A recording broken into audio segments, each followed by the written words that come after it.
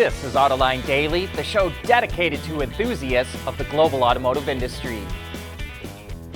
As you know, it's the earnings season, and we've got the latest financial results from Honda, Nissan, and Jaguar Land Rover. Honda didn't do too bad. Its sales were up dramatically as it shook off some of those chip problems. Revenue jumped 25% to about $29 billion, and its profit jumped 20% to $1.4 billion. Nissan also saw a big jump in revenue, up 18% to nearly $32 billion. But you've got to remember that the Japanese yen has plummeted in value, down 30% compared to pre-pandemic levels. That's a key reason why Honda and Nissan are seeing big jumps in revenue. When they sell their vehicles in dollars and euros and exchange that into yen, they see big increases. But even with a big jump in revenue, Nissan still lost money. But so far this year, it's only lost $64 million compared to over $1 billion last year. Jaguar Land Rover is also struggling. Its sales have fallen 23% this year, and even though its revenue jumped up 36% thanks to higher prices, it's still losing money as well. It lost 98 million pounds versus losing 381 million last year. And it's not just the legacy automakers who are struggling. Lucid says it's losing customers who held reservations because it's taking too long to deliver cars to them. It had 34,000 reservations at the end of the quarter, but 3,000 customers canceled their orders because Lucid has only delivered 1,700 vehicles. Right now, it only has enough cash on hand to last until the end of next year, and its stock is down nearly 70% from last year. Lucid says it hopes to raise another $1.5 billion soon. And even Tesla is feeling the pain. It revealed that CEO Elon Musk sold $3.95 billion worth of Tesla shares after he purchased Twitter. And he's sold more than $19 billion in stock since April to help finance the Twitter deal. Investors don't seem to like the idea of Elon selling big chunks of stock and spending so much time on Twitter. Tesla's stock fell nearly 3% yesterday to just over $190 a share, and it's lost 52% of its value since the beginning of the year. At Schaeffler, we pioneer motion. Electrifying mobility, manufacturing smarter, reducing CO2 emissions, making energy production clean. Schaeffler pioneers motion to advance how the world moves.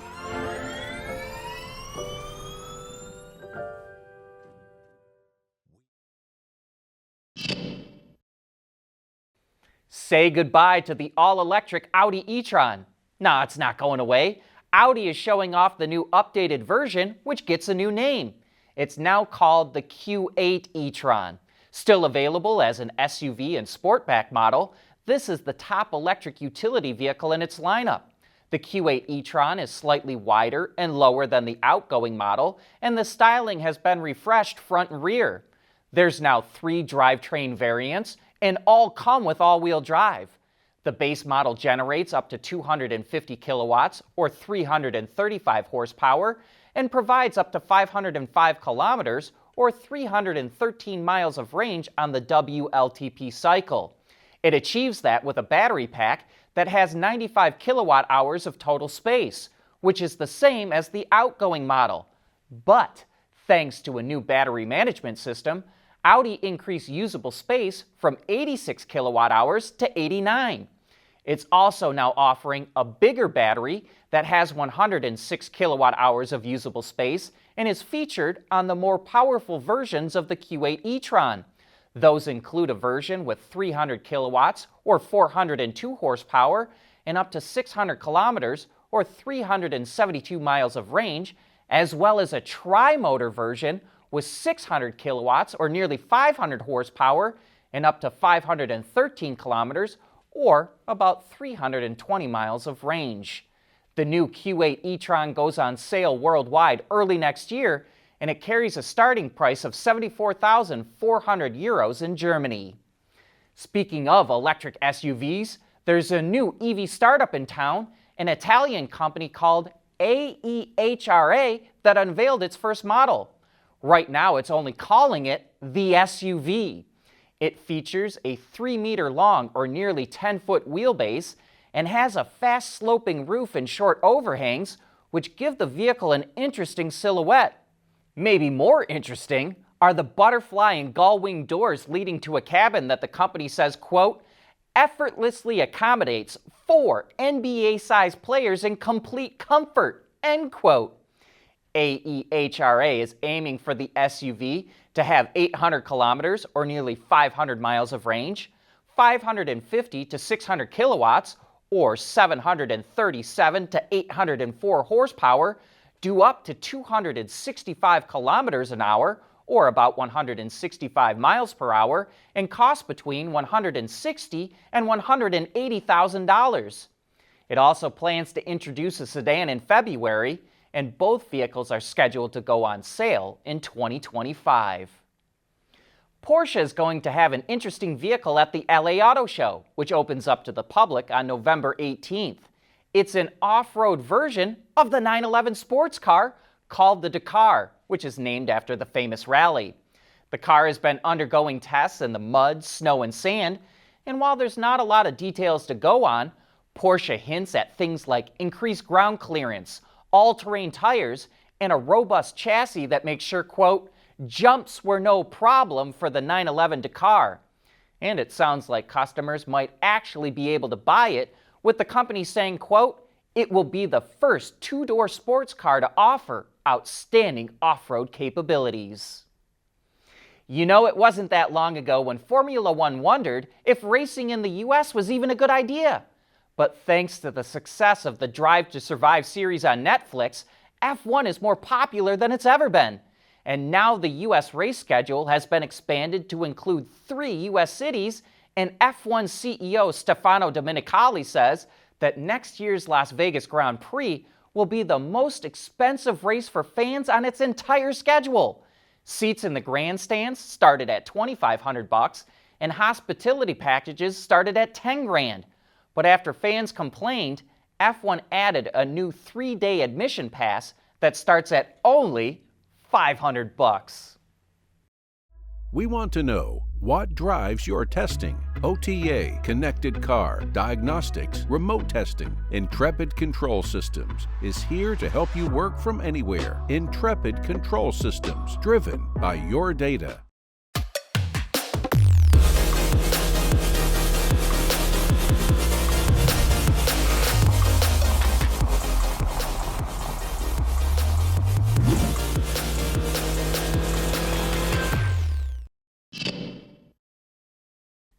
The Euro NCAP, the organization that crash tests new vehicles sold in the EU, is coming out with new procedures for its rating system. Starting in 2026, it will test assisted and automated driving and driver monitoring systems. It's going to test these active safety systems so they reflect real-world driving, but we don't know how it's doing that yet. It's also adding connected vehicle technology like V2V and V2X, as well as passive safety tests that take gender and age into account. They'll even be testing EVs for fire risks, and it's adding safety ratings for motorcycles, scooters, and commercial vehicles. To help speed up all this testing, Euro NCAP is going to start using virtual testing as well.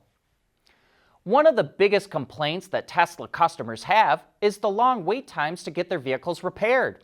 So Tesla started opening more of its own repair shops in the US. It currently has 17 of them across the country, and it looks like its next one will be in Michigan.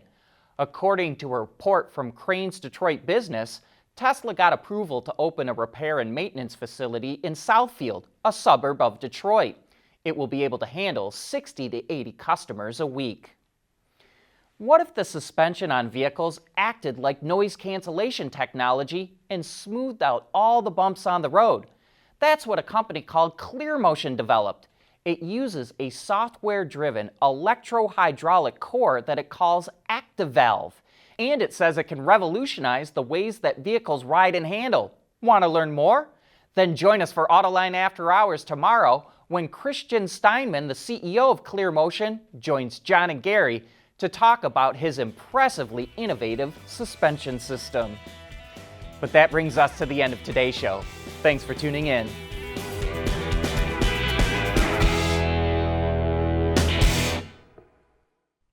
AutoLine Daily is brought to you by Bridgestone, solutions for your journey. Intrepid Control Systems, over-the-air engineering, boost your game. And by Scheffler, we pioneer motion.